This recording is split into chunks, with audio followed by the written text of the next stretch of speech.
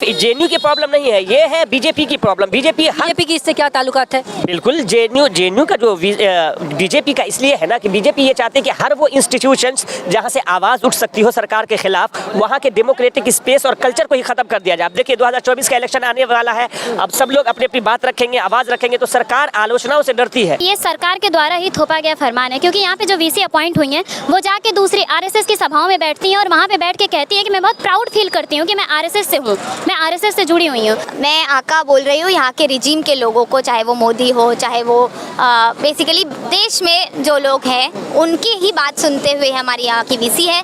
नमस्कार, आप उल्टा इसमें यूसी देख रहे हैं और मैं हूं आपके साथ अभिनव कुमार। हमारी मौजूदगी अभी जेएनयू के गेट पे है और आज जेएनयू के कुछ छात्र हमारे साथ हैं। जेएनयू के छात्रों से हम समझने की कोशिश करते हैं कि अभी से कुछ दिन पहले एक जेएनयू का कहें तो एक फरमान आया था कि अगर आप जेएनयू विश्वविद्यालय के आसपास जेएनयू विश्वविद्यालय में अगर आप प्रदर्शन करते हैं तो आपके एडमिशन भी रद्द कर दिए जाएंगे, आप पे फाइन भी लगाए जाएंगे। वो फाइन 1-2 रुपया का नहीं था, अच्छा खासा फाइन भी था। उसको लेकर छात्र क्या सोचते हैं? क्या एक तरीके से जो कहा जा रहा है लोकतंत्र का जो अधिकार होता है उनका अधिकार छीना जा रहा है? जो तमाम तरीके के सवाल उठते हैं, हर एक मुद्दे पे एक एक करके जरा हम बातचीत करने की कोशिश करेंगे और समझने की कोशिश करेंगे कि आखिर इनका क्या कुछ कहना है। देखिए पिछली बार जब आया था ना तो वो उनको पता था कि जेएनयू में इस तरह का कोई रूल सर्वाइव कर ही नहीं सकता है कि आप 20,000 का फाइन लगाएंगे प्रोटेस्ट करने पे, क्योंकि यहाँ का कल्चर ही डिबेट, डिस्कशन, डिसेंट का है। लेकिन उस वक्त जब प्रोटेस्ट स्टार्ट ही हुआ तो उन लोगों ने रोल बैक कर लिया और वीसी ने कहा था कि मुझे इसके बारे में पता नहीं था, ये डायरेक्ट जो है चीफ प्रोक्टर ऑफिस से आगे तो वापस ले ले। लेकिन अभी देखिए ये है कि एग्जाम्स चल रहे हैं, एंड सब एग्जाम चल रहा है, सब लोग एग्जाम में बिजी है और अभी इस बीच में कोई प्रोटेस्ट नहीं हुआ कुछ है, तो इनको लग रहा था कि जेएनयू कमज़ोर पड़ गया है, जेएनयू में हम कुछ भी रूल थोप देंगे और ये लोग सह लेंगे। लेकिन उनको पता नहीं है कि जेएनयू में कोई रूल ऐसे नहीं है, चाहे एग्ज़ाम हो चाहे कुछ हो। हम लोगों ने पहले भी प्रोटेस्ट किया था, उसकी जो कॉपी है उसको हमने जलाया था। 23 को हम लोग एक मशाल जुलूस निकालेंगे और उसमें भी हम लोग पूरी मजबूती से अपनी बात रखेंगे और उसको उस वक्त भी इस मैनुअल को जलाया जाएगा और किसी भी तरीके से इस वाले मैनुअल को सर्वाइव नहीं करने दिया जाएगा। ये पूरा डिटरमाइंड है हम लोगों का कि इस तरह के रूल रेगुलेशन जेएनयू में नहीं चलेंगे। इसके पीछे कुछ तो वजह रही होगी ना, क्या मानसिकता है यहाँ के लोगों को, क्यों इस प्रकार की कानून ला रहे हैं? देखिए मानसिकता ये है ना कि ये सिर्फ जेएनयू की प्रॉब्लम नहीं है, ये है बीजेपी की प्रॉब्लम। बीजेपी की इससे क्या ताल्लुकात है? बिल्कुल जेएनयू का जो बीजेपी का इसलिए है ना कि बीजेपी ये चाहते हैं कि हर वो इंस्टीट्यूशंस जहां से आवाज उठ सकती हो सरकार के खिलाफ, वहां के डेमोक्रेटिक स्पेस और कल्चर को ही खत्म कर दिया जाए। अब देखिए 2024 का इलेक्शन आने वाला है, अब सब लोग अपनी अपनी बात रखेंगे, आवाज रखेंगे, तो सरकार आलोचनाओं से डरती है। तो उन लोग अब जैसे कि एक यूजीसी की तरफ से मोदी जी ने एक वो निकाला था कि हर यूनिवर्सिटी में मोदी जी का एक स्टैचू होगा, फोटो होगा, वहाँ पे सेल्फी पॉइंट लिया जाएगा।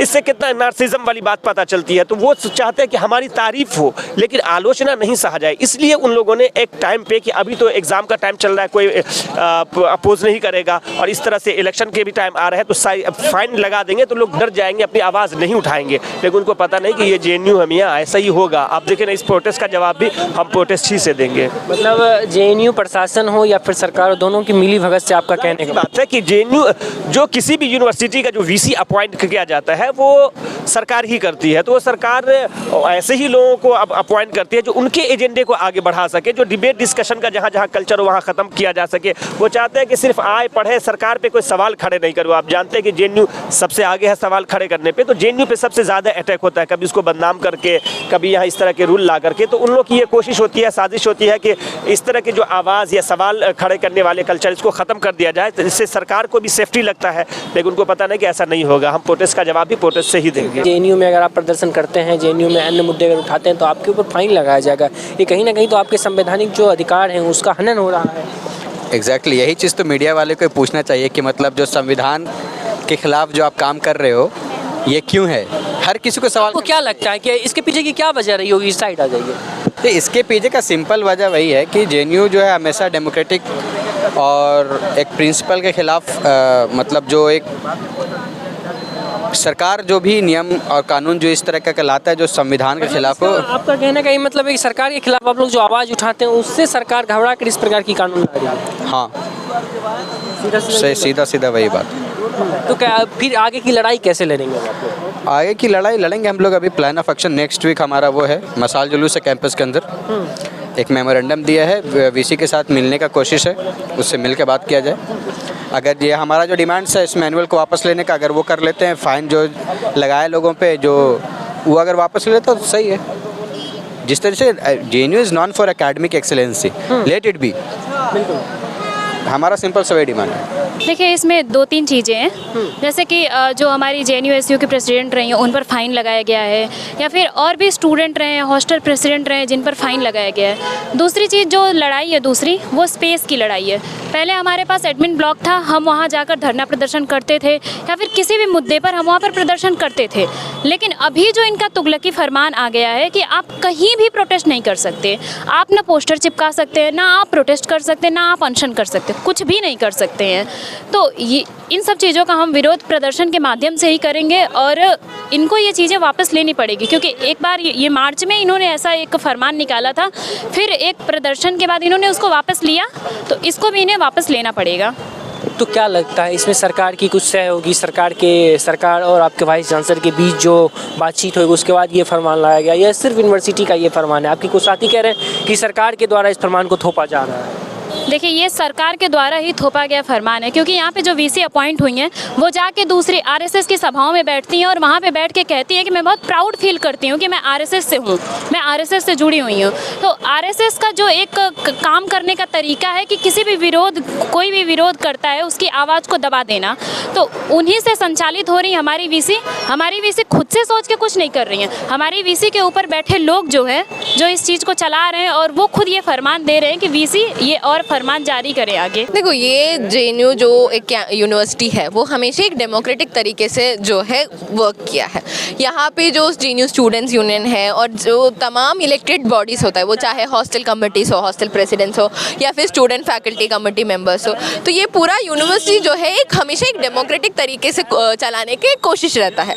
बट आज के समय पे हमने देखा कि किस तरीके से ये जो भी डेमोक्रेटिक फंक्शनिंग है यही ख़त्म करना चाहते हैं इस कैंपस में। कि पहले ऐसा होता था कि इस कैंपस में कोई भी डिसीजन ले रहे हैं तो उसमें हमेशा स्टूडेंट का राय भी सुनता था, और स्टूडेंट एक बहुत मतलब उसका बहुत एक इम्पोर्टेंस भी रहता था।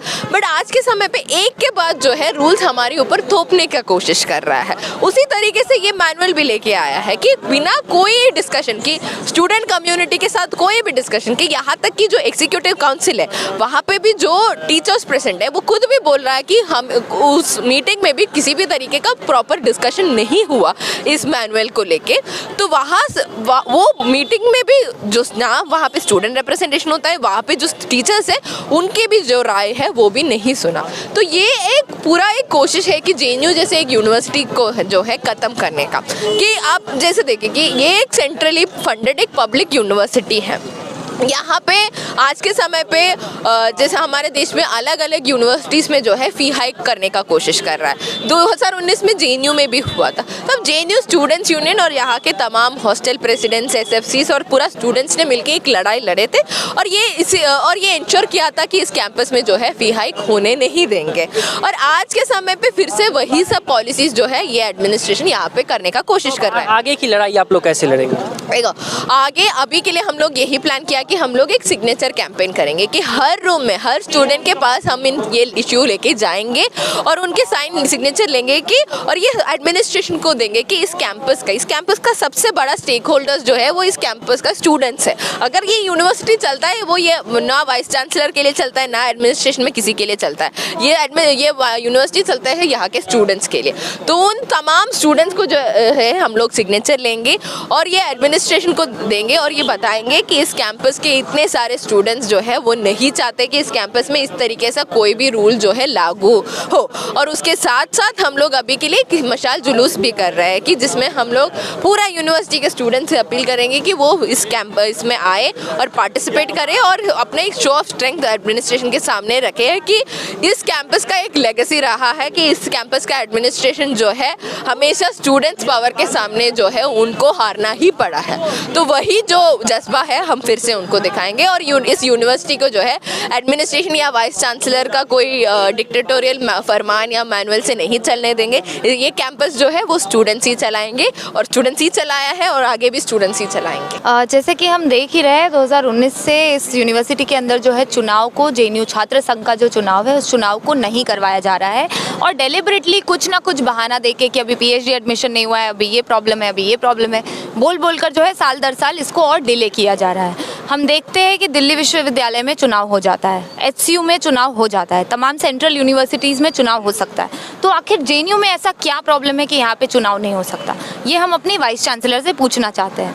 हमें लगता है कि इस वाइस चांसलर का, इस प्रशासन का यही मंशा है कि लोकसभा चुनाव तक जो है जेएनयू का चुनाव जो है वो ना करवाया जाए, और इसी की आड़ में जितना भी यहाँ पे स्टूडेंट का विरोध हो रहा है, ये सारी प्रॉब्लम्स तो इसीलिए क्रिएट हो रही है ना, क्योंकि आज इस यूनिवर्सिटी के अंदर एक रिप्रेजेंटेशन नहीं है स्टूडेंट्स के पास।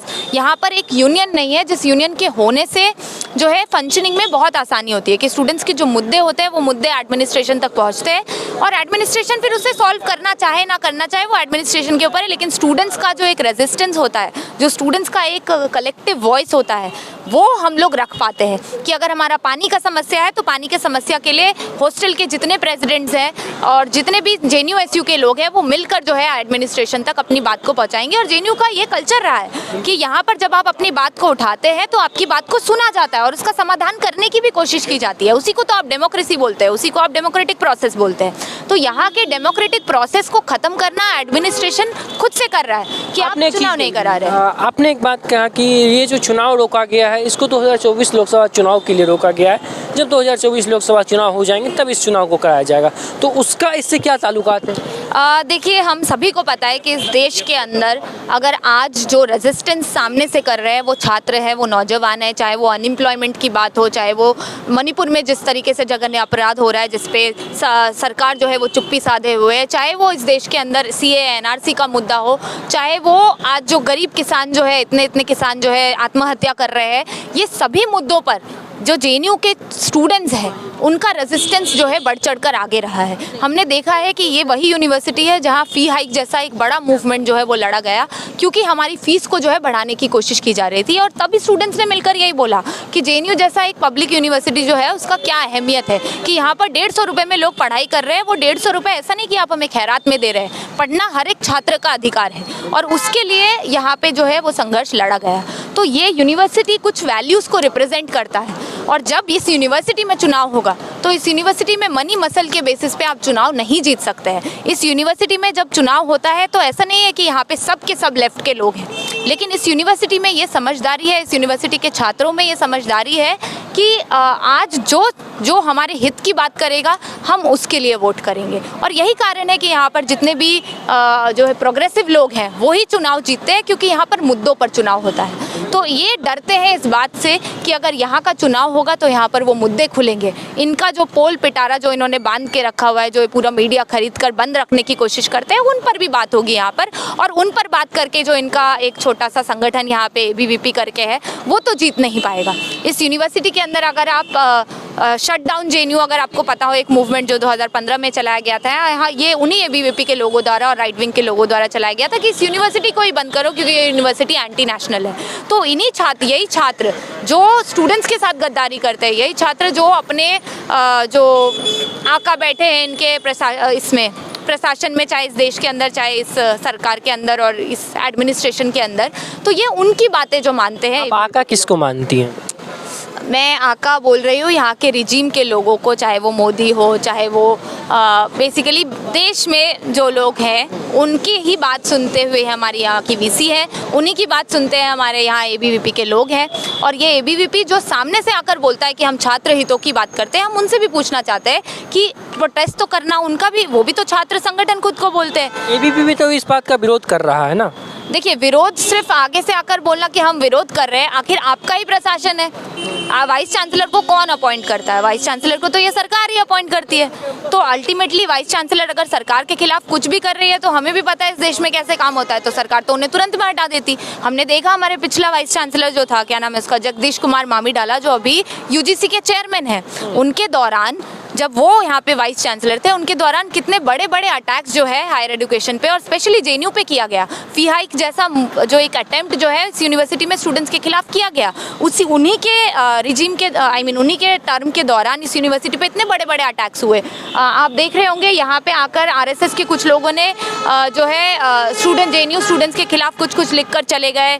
कि इनको मारो, इनको पीटो, ये एंटी नेशनल है, यहाँ के स्टूडेंट्स पे बहुत बार अटैक भी हुआ इस यूनिवर्सिटी के अंदर, ये सब तो जो है मामिडाला के रिजिम के दौरान ही हुआ और उनको फिर इन्होंने प्रमोट करके जो यूजीसी का चेयरमैन बना दिया। तो अगर वो इनके खिलाफ काम कर रहे होते तो उनको चेयरमैन नहीं बनाते ना।